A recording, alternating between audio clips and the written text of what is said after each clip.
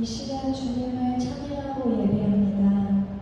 지난 한 주간도 주님이 동행하여 주셔서 감사드리며 오늘 이 시간을 온전히 주님과 함께할 수 있는 시간이 되기를 원합니다.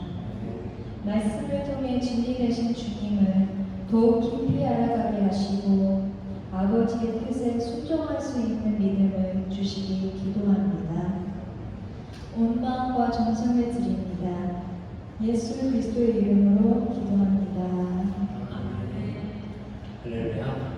우리 첫 찬양 하나님의 나팔 소리라는 찬양으로 주님 앞에 영광을 돌리는 시간 갖겠습니다. 함께 찬양하시겠습니다. 하나님의 나팔 소리. 우리 박수 치시고 함께 찬양하시겠습니다.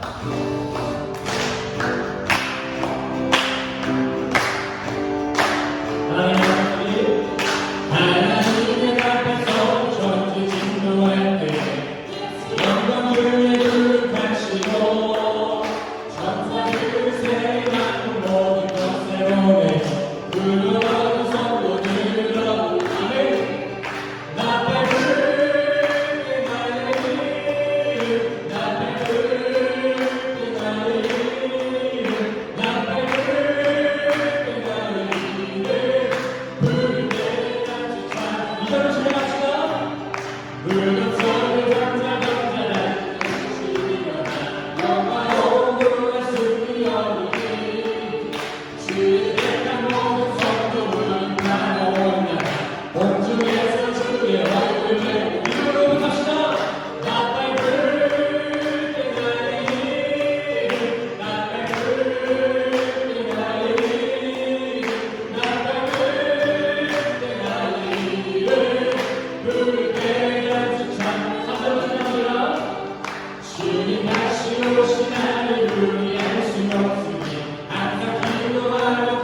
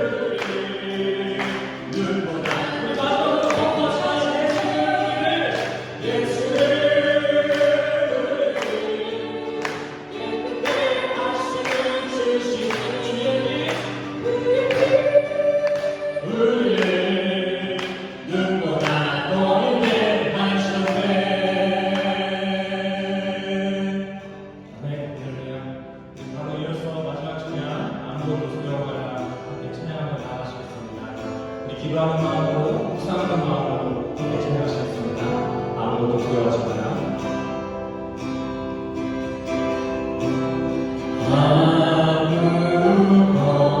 아무것도 두려워 말라. 주 나의 하나님 지켜주시네. 놀라지 마라. 겁내지 마라. 주님 나를 지켜주시네. 다시 한번 고백할까요? 아무것도 두려워하나?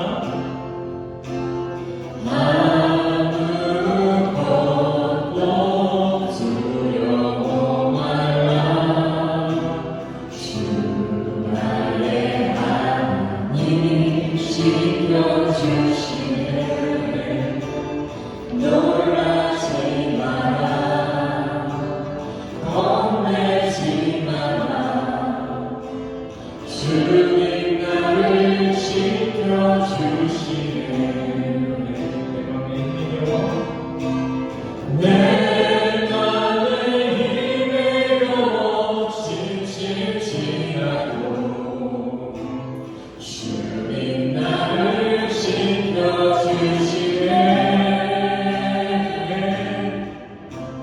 세상의 험한 풍파 몰아칠 때도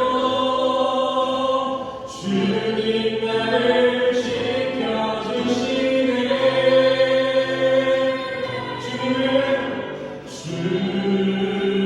주님은 나의 산, 나의 주여. 주님은 나의 요새. 주님은 나의 소망, 나의 힘이 되신 여호와. 내 맘의 힘에 겨워 지치지 않고 주님 나를 지켜주시네. 세상의 험한 풍파 몰아칠 때도 주님 나를 지켜주시네. 믿음으로 갑시다. 주님은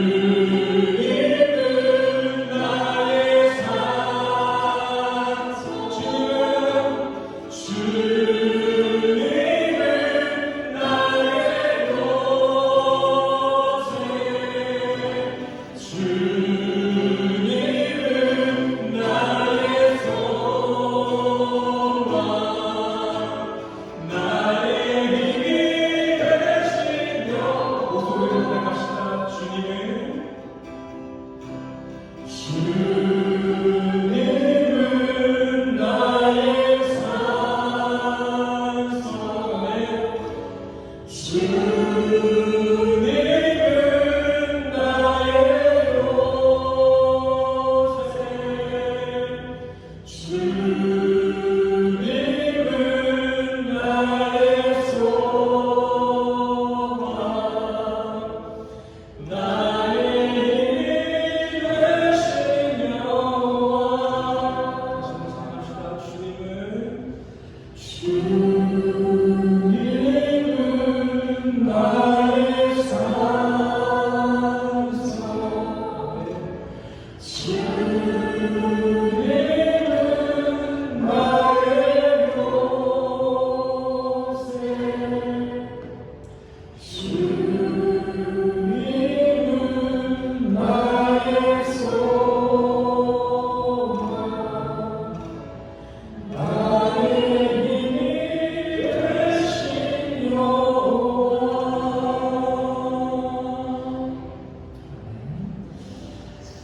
함께 묵상하시겠습니다. 여호와는 나의 목자시니 내가 부족함이 없으리로다. 그가 나를 푸른 초장에 두시며 쉴 만한 물가로 인도하시니이다. 내 영혼을 소생시키시고 자기 일을 위하여 의의 길로 인도하시는도다. 내가 사망의 음침한 골짜기로 다닐지라도 해를 두려워하지 않는 것은 주께서 나와 함께 하시니라. 주의 지팡이와 막대기가 나를 안위에 하시나이다. 주께서 내 원수의 목전에서 내게 상을 베푸시고 기름으로 내 머리에 바르셨으니 내 잔이 넘치나이다. 나의 평생의 선하심과 인자하심이 정녕 나를 따르시니 내가 여호와의 집에 영원히 거하리로다. 아멘. 우리 시간 다 같이 일어나셔서 사도신경으로 신앙고백 하시겠습니다. 사도신경 함께 고백하시겠습니다. 전능하사 천지를 만드신 하나님 아버지를 내가 믿사오며 그 외아들 우리 주 예수 그리스도를 믿사오니 이는 성령으로 잉태하사 동정녀 마리아에게 하시고 본디오 빌라도에게 고난을 받으사 십자가에 못 박혀 죽으시고 장사한 지 4일 만에 죽은 자 가운데서 다시 살아나시며 하늘에 오르사 전능하신 하나님 우편에 앉아 계시다가 저리로서 산자와 죽은 자를 심판하러 오시리라. 성령을 믿사오며 거룩한 공예와 성도가 서로 교통하는 것과 죄를 사하여 주시는 것과 몸이 다시 사는 것과 영원히 사는 것을 믿사옵나이다. 아멘. 모두 착석해 주세요. 다음 시간입니다. 오늘 교회에 모이신 모든 성도님들 주님의 이름으로 사랑하고 축복합니다. 새생명교회 주일 예배 시간은 오전 11시입니다. 미리 오셔서 오늘의 말씀을 묵상하시고 기도로 예배를 준비해 주시기 바랍니다. 헌금 시간은 따로 순서에 없으니 예배가 끝나고 돌아가시는 길에 문 앞에 놓여진 현금함에 헌금해 주시기 바랍니다. 이성훈 목사님, 김나연 사모님께서 병원 치료와 지방의 가입관으로 돌아온 월요일 4월 4일부터 4월 8일까지 한국으로 출퇴하십니다. 사모님의 치료와 빠른 회복을 위해 교회의 지방의 가입을 위해 기도 부탁드립니다.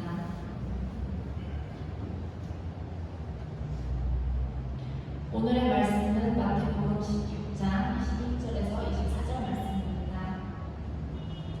이때로부터 예수 그리스도께서 자기가 예루살렘에 올라가 장로들과 대제사장들과 서기관들에게 많은 고난을 받고 죽임을 당하고 제3일에 살아나야 할 것을 제자들에게 비로소 나타내시니 베드로가 예수를 붙들고 한면하여 이르되 주여 그리 마옵소서 이 일이 결코 주께 미치지 아니하리이다.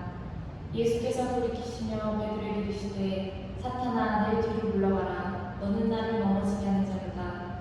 네가 하나님의 일을 생각하지 아니하고 도리어 사람의 일을 생각하는도다 하시고 이에 예수께서 제자들에게 이르시되 누구든지 나를 따라오려거든 자기를 부인하고 자기 십자가를 지고 나를 따를 것이니라. 아멘. 할렐루야. 오늘도 말씀을 찾아 예배 자리에 오신 우리 성도님들을 주님의 이름으로 환영하고 축복합니다. 벌써 4월 첫 주를 맞이했습니다. 사순절이라고 이제 사순절 맞이 첫 설교를 시작한 게 엊그제 같은데 벌써 다음 주가 고난주간을 맞이하게 됐습니다. 이제 그간 함께 나눠오던 사순절 맞이 단어 설교 시리즈도 오늘로 이제 마무리 지어보려고 합니다. 자, 그렇게 해서 오늘 마지막으로 함께 교제하실 성경 단어는 죄입니다. 죄. 오늘도 질문으로 시작하겠습니다. 죄란 무엇일까요? 죄. 국어사전에서는 이 죄를 법이나 윤리에 어긋나거나 반하는 행위라고 정의하고 있습니다. 이렇게 사람들은 나라가 제정한 헌법을 지키지 않거나 서로가 지켜줘야 할 도리를 지키지 않는 행위들을 죄라고 인식하고 있습니다. 우리가 자주 보는 표 있죠? 여기서 이 악으로 제정된 파트에 몸을 담고 있으면 우리는 그것을 죄인이라고 여깁니다. 하지만 이러한 죄의 정의는 저기 보이시는 바와 같이 아담스 월드, 우리 인간 세상에서 정의해 내린 죄입니다. 물론 하나님 나라의 시점에서도 이 피조 세계의 죄의 형태 또한 죄가 맞습니다. 하지만 하나님은 우리 인간들의 그 죄의 영역을 이 선악간에 드러난 어떤 형태, 어떤 모습의 결과로만 제한두고 있지 않습니다. 이러한 표피적인 선악 구도는 서양 철학의 영역으로 그 죄의 영역이 축소되고 제한된 것입니다. 예수님께서도 말씀하셨습니다. 요한일서 3장 15절, 그 형제를 미워하는 자마다 살인한 것이다. 음욕, 마음으로라도 다른 여자를 탐하면, 보기라도 하면 그건 간음이다. 보기만 해도.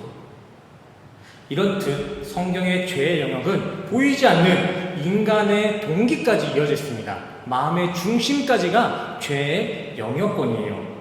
겉으로 드러나지 않는 부분들, 욕망이나 야망, 정욕, 탐심, 이러한 내면에 깊이 박혀있는 마음의 영역까지가 죄의 영향을 받는다는 것입니다.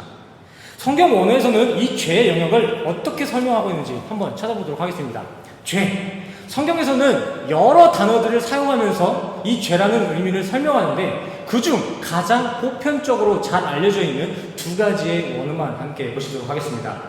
먼저 첫 번째, 구약 성경에서는 이 죄를 기록할 때 하타라는 단어를 사용하는데 이 단어는 본래 관역에서 벗어나다라는 의미를 가지고 있는 단어입니다. 다음 두 번째요. 신약 성경에서는 이 죄를 기록할 때 하마르티아라는 단어를 사용하는데 이 단어 또한 구약에서 사용한 하타, 관역에서 벗어나다라는 의미와 동일한 의미를 가지고 있는 단어입니다. 이렇듯 본래 성경 원어상 죄라는 것은 관역을 벗어남, 곧 하나님 뜻에 합하지 못함을 의미하는 것입니다. 자, 보이시죠? 재밌는 그림이어서 제가 한번 가져와 봤습니다. 예수님이 들고 있는 저 표적, 화살이라는 우리의 인생이 예수께로 향하지 않는 것, 예수라는 그 관역을 맞추지 못하는 것, 이 상태가 죄라는 것이겠죠. 전에 한번 말씀드린 바와 같이 하나님과 우리 인간이 단절된 상태, 그것도 죄지만 여기에 보이시는 바와 같이 우리가 하나님의 의도를 맞추지 못하는 것, 이것도 죄입니다. 죄. 헌법을 지키지 않는 그런 행위만 죄가 되고 악이 되는 것이 아니라 이 세상을 하나님의 뜻대로 하늘 은혜에 이끌려 살지 않고 저 땅의 영역, 아담스 월드, 그곳에서 자신의 이성과 합리로 잘 살아보겠다는 모든 시도가 죄라는 것입니다. 우리 인간의 동기, 나의 신앙이 저 위에 생명나무에 가지 못하고 이 아래에서 머무는 것, 그것이 죄라는 것입니다. 그렇다면 또 반대로 선이란 또 무엇일까요? 선. 마태복음 9장 16절 17절입니다. 어떤 사람이 주께 와서 이르되 선생님이여 내가 무슨 선한 일을 하여야 영생을 얻으리이까? 여기서 어떤 사람은 부자 관원입니다. 17절 예수님께서 이르시되 어찌하여 선한 일을 내게 묻느냐? 선한 이는 오직 한 분이신다. 아멘. 여기서 선한 일과 선한 이는 따로 구별된 게 아니라 원어상으로는 똑같아요. 어찌하여 선함을 내게 묻느냐? 선함은 오직 한 분이다. 이런 얘기가 되고 있는 거예요. 예수님 사역 당시 스펙 좋은 청년 하나가 예수님께 다가와 질문합니다. 제가 무슨 선한 일을 하여야 영생을 얻을 수 있을까요? 이에 예수님이 대답하십니다. 선한 일, 선한 이는 오직 하나님 뿐이야. 예수님은 지금 젊고 능력 있는 관원에게 너가 아무리 노력해봐야, 너에겐 아무리 쥐어짜내도 결코 선한 것은 나올 수 없다라고 말씀하고 계신 것입니다. 하지만 여기에 나와 있는 그 관원이라는 지책은 사내들인 공의회 회원들을 말하고 있는 것인데, 당시 사내들인이라는 그 의결 기관은 그 권력이 아주 막강했습니다. 당시에는 아직 정치와 이 종교 분리가 되지 않은 상태였어요. 그 말은 권력이 하나로 집중되어 있었다는 것이죠. 근데 그 권력이 한 곳으로 집중된 그 가운데에서도 가장 고점에 있었던 게 바로 여기에 관원이라는 직책이었습니다. 관원.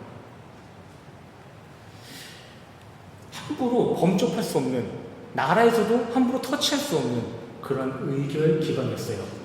잘 아시겠지만 화려한 스펙으로 예수님 만나기 이전에 아주 화려한 스펙으로 명성을 누렸던 사도 바울 또한 이 관원이었습니다. 예수님 지금 이렇게 이 세상에서 최고의 자리까지 올라간 젊은 부자 청년에게 너한테는 선이 나올 수가 없다, 가망이 없다라고 말씀하신 것입니다. 이 말이 무엇일까요? 아무리 세상 성공한이라도 선을 만들 수는 없다는 것입니다. 이 세상에서 앞만 지지고 볶고 잘나봐야 의인은 없나니 하나도 없다는 거예요. 설령 저기 나와 있는 이 선의 파트에서 만점 다 맞춘다고 할지라도 그건 심판대에서 선으로 카운트다운 되지 않는다는 것입니다. 우리의 선한 일, 영생에 이르게 하는 것은 저게 아니에요. good deeds. 이런 선한 행위가 아니라 God, 하나님이 영생이고 선이라는 것입니다. 우리는 good things, 좋은 것이 아니라 God, 하나님을 붙잡아야만 선할 수 있고 영생에 들어갈 수 있는 거예요. 율법에만 목숨 거는 율법주의자가 아니라 선이신 하나님주의자들이 천국에 들어갈 수 있다는 거예요.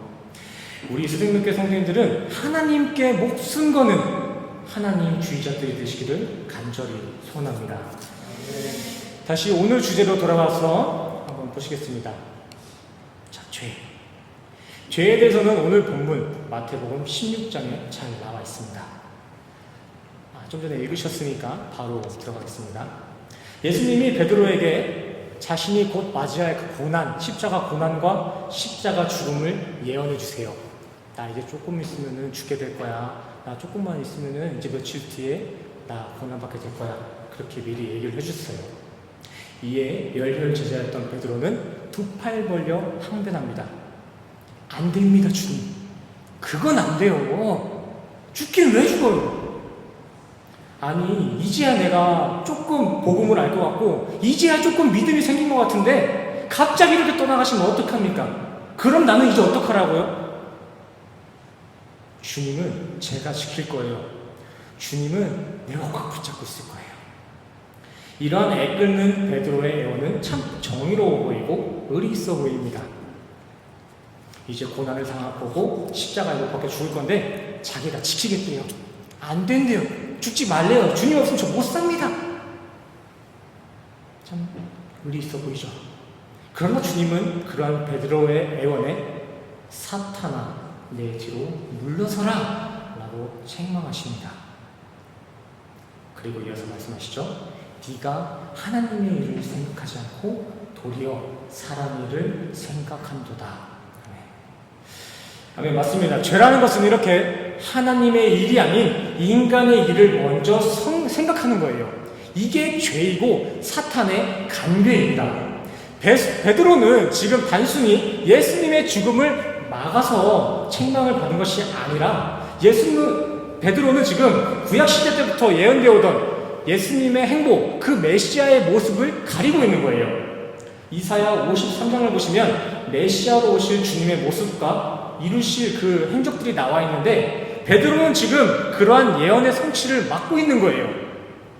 자신의 정의로움, 자신의 타당함으로 하나님의 말씀, 구약 때부터 전해오는 그 하나님의 예언을 딱 막아선 거예요. 이렇게 정말 그럴듯하게 더 정의로워 보이게 기존에 있던 하나님의 말씀을 왜곡하는 것, 하나님의 섭리를 안 됩니다 막아서는 것, 이것이 죄이고 이러한 모습이 사탄이 하는 일입니다. 자신의 제자 베드로 자체가 사탄이 아니라 그러한 베드로가 보인 그 사탄스러운 자기 드러냄이 사탄이라는 것입니다. 창세기 3장을 보세요. 저 사탄을 상징하는 뱀이 어떻게 아담과 하와를 유혹했습니까? 하나님의 말씀을 그럴듯하게 한번 꺾었습니다. 하나님의 말씀을 다 지워버린 게 아니라 하나님의 말씀 중 일부를 살짝 꺾어내요. 왜곡한다고요. 먹으면 정령 죽으리라 하셨던 저 말씀을 그거 먹어도 너네 결코 죽지 않아. 이렇게 살짝 방향만 틀어서 인간을 유혹해냅니다. 이런 게 사탄의 전략이고 여기에 빠져들어서 하나님의 말씀을 뒤로 하는 것이 죄입니다. 신명기 6장 5절 말씀 보실게요. 이제 실제적인 예예요. 신명기 6장 5절 말씀. 너의 마음을 다하고 힘을 다하여 뜻을 다하고 힘을 다하여 내 하나님을 사랑하라. 이러한 말씀을 두고 아니 어떻게 내 마음을 다 하나님한테만 쏘냐. 아니 어떻게 내 힘을 신앙생활하는 데만 다 쏘냐. 나도 일해야 하고 나도 개인적인 삶이 있는데 이렇게 그럴듯하게 적당히 합리성 있게 말씀을 꺾어서 받아들이는 것, 이런 게 죄에 빠져있는 우리 인간의 모습입니다. 합리적인 게 아니에요. 삶의 말씀을 적용하면서 적당한 말씀 적용, 이런 것은 합리적이라고 하는 게 아닙니다. 사탄의 말씀입니다. 사탄의 말씀. 그래서 아직 죄에 있는 이들은 성경에 도배되어 있는 은혜의 구원을 읽고도 율법의 행위를 주장합니다. 아무리 예수님의 은혜가 중요하지만 그래도 내가 좀 뭘 보태야 되는 거 아닌가? 이렇게 그럴듯한 이유로 보암직하고 먹음직한 합리적인 행위로서 구원을 만들려고 합니다. 하지만 성경은 그러한 이들에게 분명하게 얘기합니다. 사탄아, 뒤로 물러서라. 네가 하나님이 아닌 인간의 일을 생각하고 있구나. 인간이 선하다고 여기는 것들, 그 행위들 또한, 그 정의로움 또한 하나님의 일을 가리는 죄가 될 수 있다는 것입니다. 하나님이 바라시는 것, 하나님의 뜻, 하나님의 관역은 인간의 의의 방향을 향하고 있지 않습니다. 한번 생각해 보시길 바랍니다. 양궁 경기에서 아무리 그럴듯한 좋은 화살을 사용하고 화려한 화살을 사용한다 해도 그 화살이 저 관역에 박혀있지 않으면은 그 화려한 화살조차 점수로 카운트가 되지 않습니다. 화려한 화살이든 나뭇가지로 만든 화살이든 저 관역에 딱 박히지 않으면 1점 처리도 되지 않습니다. 아무리 많이 쏴도, 아무리 좋은 걸 쏴도 저기에 박혀있지 않으면 빵점이에요. 자, 여기에 나와 있는 뭐 선의 지식, 악의 지식이 있는데 이것들이 다 필요 없다, 그런 말이 아니에요. 저 선의 지식이라는 인생의 화살을 가지고도 저 하나님의 관역을 맞추지 못하면 그것도 선이든 악이든 모두 빵점, 죄인이라는 것입니다. 하지만 선이든 악이든 여기서의 인생의 화살을 가지고 저 하늘의 관역에 맞춰진 그러한 인생을 산다면 그건 의인입니다. 그게 선이에요. 저 아담스 월드, 인간 세계에서 착한 일 좀 한다고 자기 의 드러내느라 하나님의 뜻을 뒤로하면 그것이 죄. 근데 여기서 악의 현상일지라도, 악의 지식일지라도 우리는 도저히 의로울 수 없는 존재구나, 이렇게 겸손한 마음으로 저기 선하신 하나님의 뜻에 우리의 인생을 적중하면 그것이 선이 되는 것입니다. 무율법주의를 주장하고 악을 유발하는 것이 아니라 이것이 성경이 말하고 있는 선이고 악인 거예요. 물론 성도들에겐 이러한 세상 악과 죄에 있어서는 그 형태와 모양조차도 수용돼서는 안 됩니다. 막 살아도 된다는 말 하는 게 아니라는 것입니다. 그러나 우리가 스스로 선을 행해야 되고 어떤 악을 피해야 된다는 강박관념이 없어도 애초에 우리가 정말 은혜 안에 있었다면은, 애초에 우리가 예수님과 동행하고 있다면 저런 죄의 형태와는 자연스럽게 멀어진다는 것입니다. 로마서 6장 15절입니다. 그런즉 어찌하리요? 우리가 법 아래 있지 아니하고 은혜 아래 있으니 죄를 지으리요? 그럴 수 없느니라. 은혜 아래 있기 때문에 죄를 지을 수 없다는 것입니다. 모기들 한번 생각해 보세요. 모기. 응? 요즘 모기 엄청 많죠? 막 모기들이 달라붙을 때 아무리 팔을 휘젓고 옷을 털어도 그 모기들은 떠나가지 않아요. 계속 붙어 있습니다. 하지만 그 모기 향이 있는 곳에 우리의 몸을 옮기면은 그렇게 끈질기던 모기 또한 우리 근처에서 딱 떠나갑니다. 한순간에. 그 모기는 내가 지금 저 모기 향 옆에 있으면은 오라고 손짓해도 오질 않아요. 영적 질서도 이와 똑같습니다. 우리는 뭐 착하게 살아야지, 죄 지으면 벌 받으니까 맨날 어떻게든 조심해야지 하는데 그것이 아니라 하나님께 더 집중하고 그 은혜 안에 들어가 살기만 하면 이 죄라는 건 우리 곁에서 떠나가게 돼 있다는 것입니다.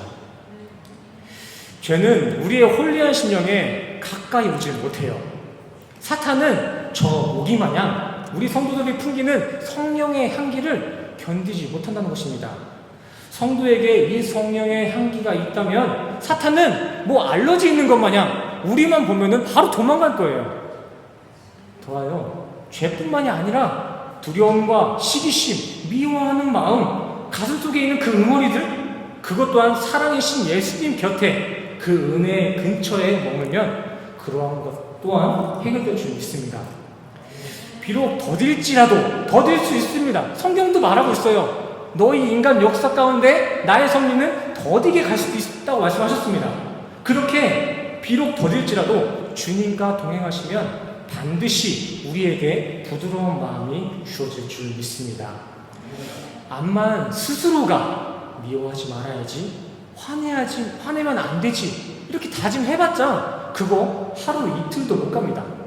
하지만 주님을 진짜 인격적으로 만나고 그 주님이 내 삶에 함께 하신다는 성령의 온기를 경험하신다면 그런 분노하는 마음, 미워하는 마음은 언젠가 더딜 수도 있겠지만 언젠가 반드시 주님께서 부드럽게 녹여주실 줄 믿습니다. 이거는 저의 의견이 아니에요. 저의 개인적인 신념이 아니라 구약 때부터 6,000년, 5,000년 그 몇천 년 전부터 주님께서 말씀해 주신 거예요. 에스겔서 36장 25절에서 26절까지 말씀입니다. 또 새 영을 너희 속에 두고 새 마음을 너에게 주되 너희 육신에서 굳은 마음을 제하고 부드러운 마음을 줄 것이며. 아멘. 25절도 보시겠습니다. 맑은 물로 너희에게 뿌려서 너희로 정결케 하되 곧 너희 모든 더러운 것에서와 모든 우상을 섬김에서 너희를 정결케 할 것이며. 아멘. 당연히 우리 인생 가운데에는 수시로 육의 성깔, 우리 이전에 가지고 있었던 거 있잖아요. 육의 성깔들, 그 육의 본성들이 계속 나타날 것입니다. 하지만 예수님은 자신과 함께하는 성도들의 그러한 연약함을 옆에 딱 붙어서 은혜로 덮어주신다는 거예요.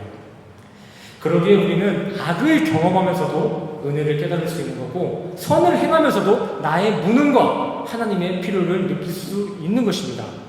그래서 로마서 7장 10절에 같은 율법 조문이 누군가에게는 생명이 되고 누군가에게는 사망에 이르는 것이다 라고 기록하고 있는 것입니다.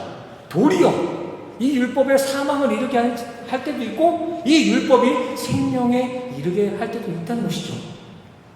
같은 선을 우리에게 주어줘도 누구는 은혜로 감사히 받아들이고 또 누구는 거기서 또 둘로 나눠서 선악간의 법으로 받아들여 죄와 사망을 불러들인다는 것입니다. 예를 한번 들어볼까요? 제가 이렇게 명품 펜을 하나 갖다 줘도 이렇게 막 낙서만 하는 아이들이 있고요. 사비 연필, 어떤 이런 싸구려 사인펜 하나만 갖다 줘도 명화를 그려내는 사람들이 있습니다. 이 세상을 살아가는 우리의 모습도 그렇습니다. 로마서 7장을 보시면 본래 이 세상, 이 율법은 거룩하고 의롭고 선하며 신령한 것입니다. 로마서 7장 7절에서 말씀하시죠. 그런즉 우리가 무슨 말을 하리요? 율법이 죄냐? 그럴 수 없느니라. 확실히 신령하고 거룩하고 의롭고 선한 것이 율법입니다. 하지만 이 율법을 신령한 이 세상살이를 죄가 들어올 수 있는 통로로 오용하는 이들이 있는 반면 이 동일한 율법을 통해서 이 인생의 여정을 통해서 주님을 만나는 이들, 참 생명으로 나오는 이들이 있다는 것입니다.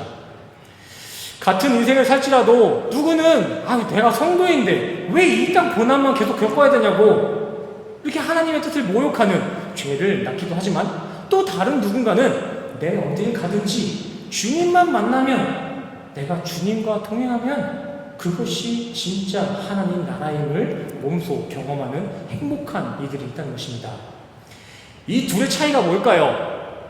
똑같은 율법을 줘도 누구는 죄를 낳고 똑같은 율법을 줘도 누구는 생명을 낳고 행복한 이가 됩니다. 이 차이는 무엇일까요?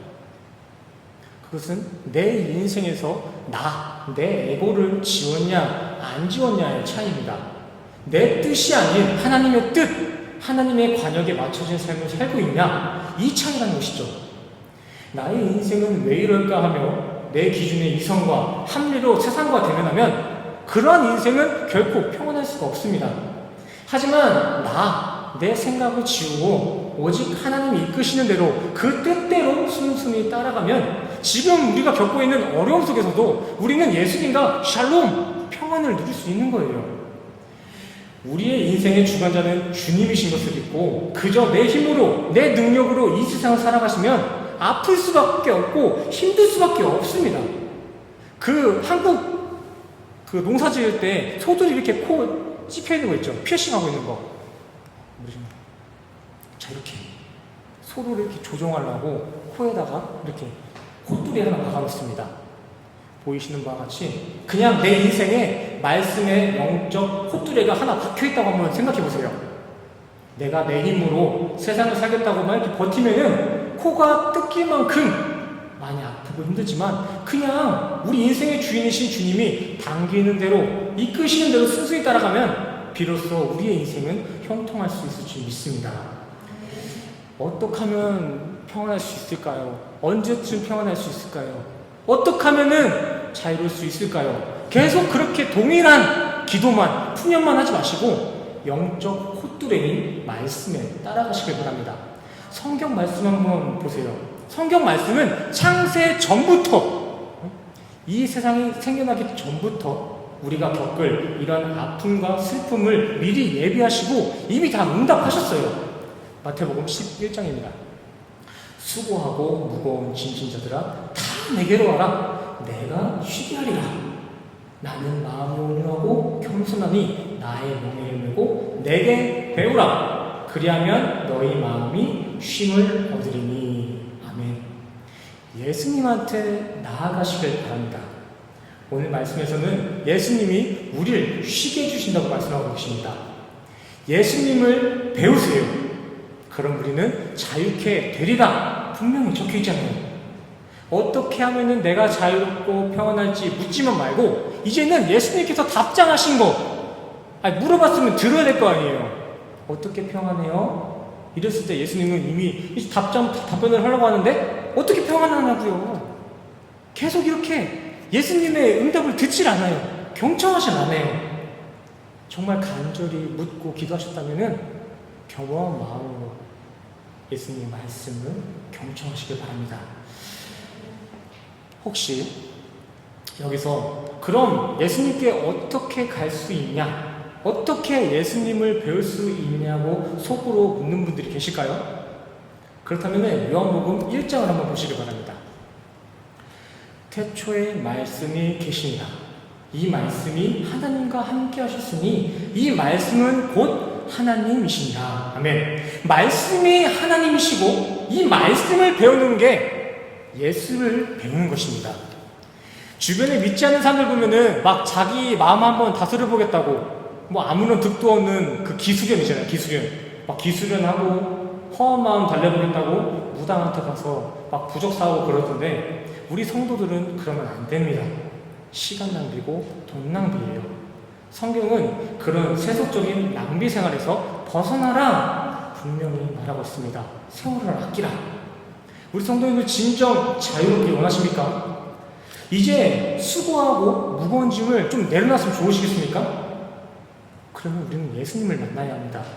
예수님 만나는 것만이 쉼의 정답이에요. 그리고 예수님은 돈도 요구하지 않아요. 이사야 55장입니다. 오라 너희 모든 목마른 자들아 물로 나아오라. 돈 없는 자도 오라. 너희는 와서 사 먹되 돈 없이 값 없이 와서 포도주와 젖을 사라. 아멘. 예수님은 이렇게 우리에게 값없이 다 주실 것이다 라고 말씀하십니다. 좀 여기 와서 가져가세요. 말씀의 자리로 와서 좀 가져가세요. 우리가 원하던 거, 우리가 필요했던 거 예수님께 나아오기만 하면 그냥 다 주신다고 말씀하시는데 왜 말씀으로 나아가지 않으세요?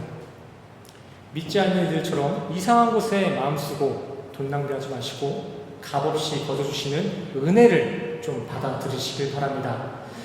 인간은 이 거저받는 은혜, 그 은혜 없이는 즐거울 수가 없어요. 근데 또 은혜는 우리에게 값없이 주어진 것은 맞지만 결코 값어치가 없는 게 아니에요. 공짜로 받았지만 공짜로 할 만큼 값어치가 없는 건 아니에요. 인간은 도저히 그 은혜를 만들 수도 없고 살 수도 없으니까 거저 주신 거지 싸구려가 아니에요. 우리 인간의 힘으로, 인간의 노력으로서 그 은혜를 도저히 살 수가 없으니까 그냥 우리 하나님 아버지께서 우리에게 탁 물려주신 것이지 그거 싸구려가 아니에요. 은혜는 아버지께서 우리에게 물려주신 최고의 명품입니다. 은혜는. 오늘 설교는 결국 이거 딱 한 줄 한 겁니다. 이런 거저 주시는 은혜만 붙드는 게 선. 이 은혜를 뒤로하고 자기 양식, 자기 의를 붙들고 사는 것이 죄이고 악입니다. 그리고 그 죄의 삭은 사망이며 그 사망은 곧 지옥이에요. 지혜로운 우리 생명교회 성도님들은 good things, 좋아 보이는 거, 그럴듯해 보이는 거 말고 좋으신 하나님만 붙잡고 죄에서, 사망에서, 지옥에서 벗어나시길 소원합니다. 주님이 원하시는 것, 주님이 우리에게 요구하시는 것은 주님의 손을 붙잡는 것, 그거 단 한 가지입니다. 제발 자신들이 원하는 거 말고 주님이 원하시는 것으로 주님 손 붙잡고 신앙생활 하시는 우리 모두가 되시기를 간절히 소원합니다. 우리 마지막으로 우리 옆 사람과 인사하기 원합니다. 우리 옆 사람과 인사할게요. 당신은 죄인입니다. 옆 사람과 인사하세요. 당신은 죄인입니다. 이러고 끝내면은 안 되겠죠? 그리고 다시 한번 인사하세요. 주님만이 선이십니다. 아멘. 세상에 의라는 그 썩은 동아줄 말고 선이신 주님 손 붙잡고 천국까지 가시는 우리 성도님 되시기를 간절히 소원하고 축복합니다. 아멘. 아멘. 기도하시겠습니다. 맞습니다, 주님. 주님만이 선이십니다. 주님만이 의가 되시는 줄 믿습니다. 그런 의 되시고 선 되시는 주님만 붙잡고 신앙생활하는 우리 새생명교회에 되게 하여 주시옵소서. 나의 의, 나의 공로라는 헛된 의와 죄된 모습을 버리고 온전히 주님의 은혜만 기생하며 살아가는 우리 모두가 될 수 있도록 주님 붙잡아 주시옵소서. 이 시간에도 주님이 주신 은혜에 감동하여 헌신과 봉사, 물질로서 봉헌하는 일이 있습니다. 그들의 그러한 믿음의 고백에 주님의 축복을 더하여 주시옵소서. 다시 한 주간을 살아갑니다. 만만치 않은 한 주간의 세상살이가 되겠지만 그 광야 가운데서도 주님 역사하심을 몸소 경험하고 체험하는 기적의 한 주 되게 하여 주시옵소서. 주님 감사합니다. 주님 사랑합니다. 예수 그리스도 이름으로 간절히 기도드렸습니다. 아멘. 축복하시겠습니다. 지금 우리 주 예수 그리스도의 은혜와 십자가에서 완성하신 주님의 사랑과 선하심이 지금 이 자리에 모이신 모든 교회된 성도님들의 머리머리 위에 그의 인생 가운데 지금부터 영원까지 함께 하시기를 간절히 축원합니다.